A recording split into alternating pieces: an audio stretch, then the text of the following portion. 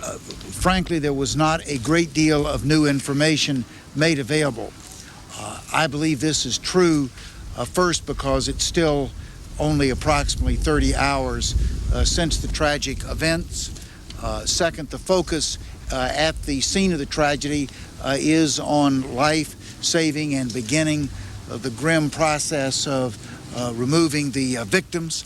And finally, because of the desire not to repeat Oklahoma City, where there were statements made that were beyond what the facts would sustain and had to subsequently be withdrawn.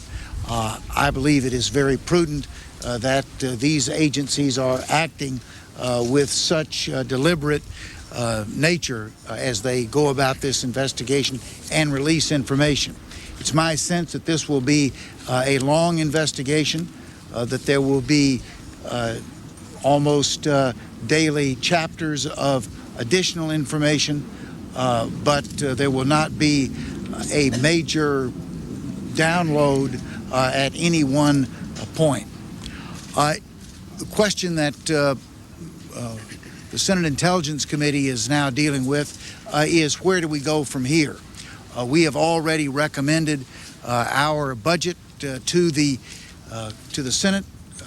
That budget focuses on 4 priorities: increasing our ability to eavesdrop through strengthening the National Security Agency, increasing our human intelligence so that we'll have greater capability of getting inside terrorist cells, increasing our ability to analyze the information that is made available, and a more aggressive research and development program so that our intelligence agencies continue in their tradition of leading the world in new knowledge.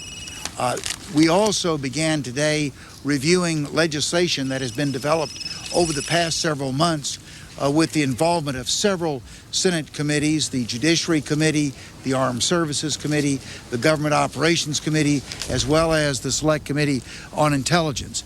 This legislation is largely focused at reorganizing the intelligence communities in order to give a greater central focus of decision-making, of resource allocation, and a single point of accountability.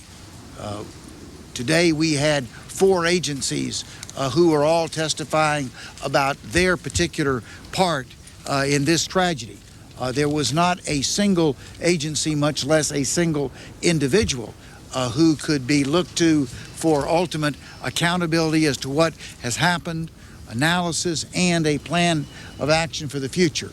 We believe that is a serious restraint on the capacity of our intelligence community to deal with the kind of challenges that they will have in the future, particularly in terms of terrorism. And I would hope that this Congress, this 107th Congress, as early as possible, hopefully in this calendar year, would begin the process of dealing with a restructuring of our intelligence communities in order to overcome that deficiency. Be glad to answer any questions. Some members of Congress have... One single directorate over all of intelligence gathering? Yes, I believe there should be some place in the federal government, and we are tentatively suggesting that it should be in the White House, where there is a person who has the responsibility for the overall coordination of our intelligence activities. Some have, members of Congress have said this was a catastrophic failure of intelligence. I would repeat what I said yesterday. I think that is premature. Until we have more information as to precisely what happened, you cannot reasonably then line that up with what you would have expected the intelligence agencies to do. I asked that question in today's briefing. Is the intelligence community evaluating itself so that we'll be able to get some assessment of where there were gaps in our intelligence gathering? I think that will be a continuing question, but we don't have the answer to that question today. What do you know about the Florida flight schools that might have trained some of these? Well, there has been some as yet not fully substantiated rumors that some of the participants were trained at flight schools in Florida. And you know whether that's true or? I do not know whether that's true or not, and that was raised in the nature of speculation, and the agencies said they are tracking that to ground to see if there's some validation of it. Mr. Chairman, could you help us out? We were told that some of the hijackers may have had passports from two Middle Eastern countries. Could you tell us what those countries were? The answer that there was no reference to that in the briefing today. Have you heard anything along those lines? No. Telecommunications companies. I'm sorry, could you speak a little? Sure. The FBI has asked telecommunications companies to implement new technology to make it easier to wiretap and to get information about using surveillance.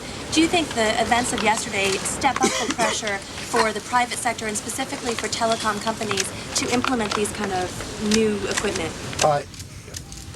The answer is whether yesterday's events do this or not. A whole set of other things that have occurred around the world indicate the fact that we cannot rely on the form of eavesdropping, signals intelligence that we have in the past. In the past, if you wanted to know what was passing between the Supreme Court and the Capitol, you would put up an electronic sponge between the two and collect the information off the airways. Today, the Supreme Court and the Capitol are probably communicating with each other through computers. And in order to get the same level of information, you've got to have access to those computers, both the information that's being stored in them and the information that's being transmitted between them. It's a much more difficult technical task, and it's one of the reasons that we're putting such an emphasis on our priority of reestablishing our previous level of capacity to eavesdrop. Do you need more cooperation from the private sector in trying to figure out some of these technological Could you problems? talk to the camera, sir? We have had substantial cooperation from the private sector, particularly the telephone companies and computer and equipment manufacturers, computer and otherwise. I'm not aware that there is a big gap that needs to be filled, but new technology is a major challenge to the intelligence community. If there was one person or office in the White House coordinating, how would that work, given that the FBI, CIA, the agencies you mentioned still are doing the intelligence gathering? How could that one person or office then be held accountable for what these various agencies are doing? Well, that office would be involved in the tasking of the intelligence agencies since one of the principal consumers of intelligence information is the president and those responsible to the president. The White House is in the most advantageous position to say what it is we want the intelligence community to prioritize. What is the information that we need in order to make better decisions at the highest levels of our government. Second, it would be involved in establishing a budgetary priority for the intelligence agencies, which would drive the budget recommendations of the president and of the Congress. Third, this office would be involved in oversight of the outcomes of the intelligence agency and be accountable that the goals that have been set were being accomplished. Senator, do you think that greater security against terrorism will require some additional inconvenience in travel or somewhat less civil liberties protection? We are certainly about to see some greater inconvenience in travel. If you have in the past had a practice of getting to the airport an hour before flight time, I would recommend that you add another 15 or 30 minutes to that beginning later this week when commercial aviation is restored.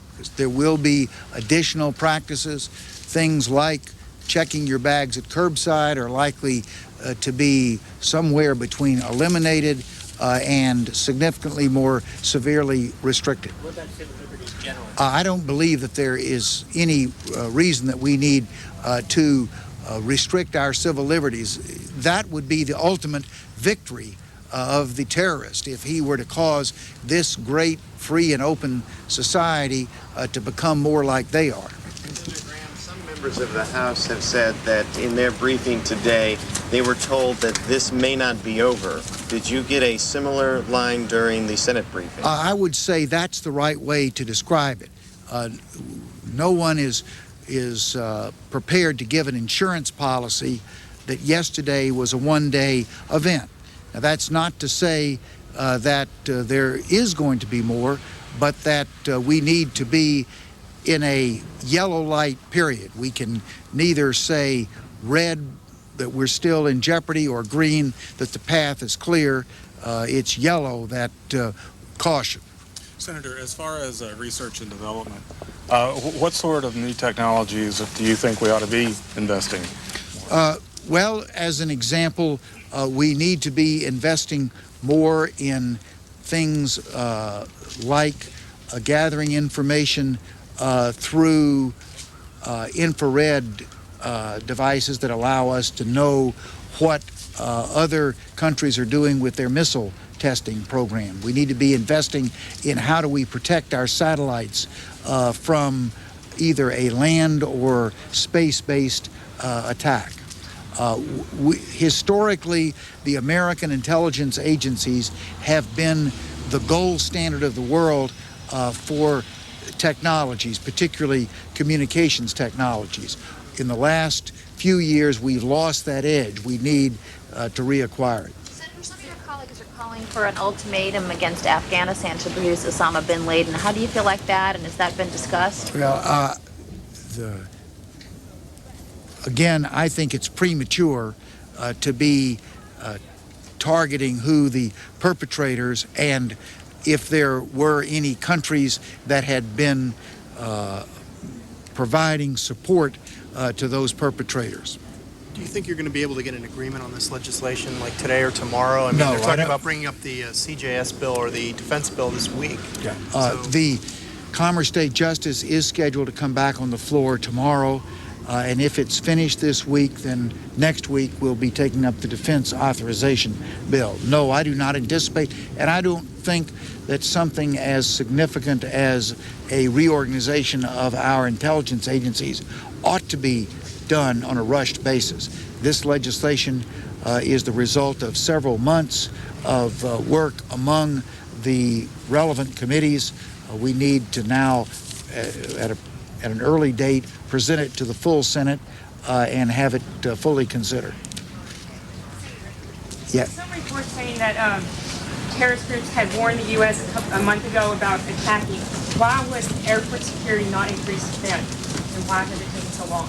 The answer to the first question is there has been a general sense that there was a heightened level of concern about a terrorist attack, but it was not at a specific operational level. There was no evidence as to what form that attack might take, where it might take place, or when it might take place. Senator, when you talk about how the electronic sponge is no longer working to collect intelligence, does that diminish the role of the NSA in the future? No, if anything, the role of the NSA will continue to be a paramount part of our intelligence gathering. A substantial percentage of all of the data that goes into the final intelligence reports that goes to people like the President or the Secretary of Defense or the Secretary of State is that which has been gathered by the NSA. The problem is the technologies that the NSA has largely been equipped to utilize. While it's not obsolete, it is a diminishing percentage of the information that we would like to gather by eavesdropping. So what we've got to do is to maintain our capability in the sponge between the Supreme Court and the Capitol building while we're adding capabilities to deal with the challenges of the new technology. Yes. Various members of Congress have been talking about different ideas for combating terrorism. Has the administration asked for anything in particular, quickly as part of, say, the appropriations request to help them in this particular situation? Not to my knowledge. Any other questions? Anything about the identities or the ethnicities, the countries of where some of the terrorists might have come from? There is some evidence upon which speculation is occurring, but I can't talk about either the evidence or the speculation. Do you have any evidence that there were intercepts that were just not analyzed or missed somehow that could have helped out here? No, I have no evidence on that, on unused or inappropriately used intercepts. Yeah. What about the reports of congratulatory calls between bin Laden associates that were intercepted? Have you heard anything about that? And who those associates might have been? Yeah. I have heard that speculation, can't comment on it. Is there any indication that intelligence gathering policies limiting things like wiretapping might have come into play to prevent intelligence agencies from detecting these attacks? There's been, I have heard no statements that there were legal restraints on our use of wiretaps or other conventional means of getting access to information that may have contributed to a gap in our information on this. Okay, Mr. Lippman has the last question. Several critics of the intelligence community have said that in the wake of Congress's act to prohibit assassination, the emphasis on human intelligence gathering has diminished. Would you agree with that, and do you think that that policy needs to be revisited?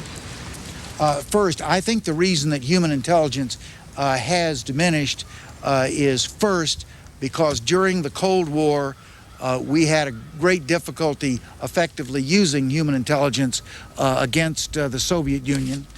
Second, we developed technical means such as spy satellites to listen and take pictures that were very effective against the kind of Soviet targets of information that we were seeking. Third, the United States has had a history of being uncomfortable with spies. It's almost like spies are not what real democracies do. And we have relied substantially on other countries to provide us that kind of information. As it relates to the specific issue of assassination, I met last night with Ambassador Brimmer, who is the author of one of the major studies on our intelligence community, and I asked him if he thought we should change the policy on assassination, and he said his commission, which was a very aggressive commission in terms of pushing the intelligence community, had looked at that issue and had concluded that they did not believe that the current policy was a deterrent on our ability to either gather information or to protect U.S. interests, and therefore specifically did not recommend a change in our policy, which is that the United States government does not engage in assassinations. Do you agree with that? I was and am influenced by a thoughtful commission led by such a thoughtful commentator on intelligence as Ambassador Brimmer. So you don't want to revisit this idea? I'm prepared to revisit it, but I think if his group came to that judgment, that would likely be the conclusion that a revisitation by a congressional group would reach. Thank you. Thank you. Senator, what Javier budget Bett's and report over here scheduling has focus background on the intelligence authorization bill. Well, I hope that the two are not mutually exclusive. On Wednesday at around 5 p.m. Eastern, Health and Human Services Secretary Tommy Thompson and a number of public health officials talked to reporters about the response to terrorist attacks in New York City and Washington, D.C.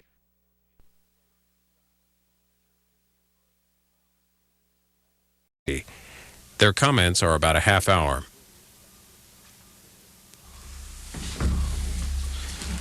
Ladies and gentlemen, first let me introduce the people that are with me. Art Lawrence here is the Acting Assistant Secretary for Health and is Admiral in the Medical Corps.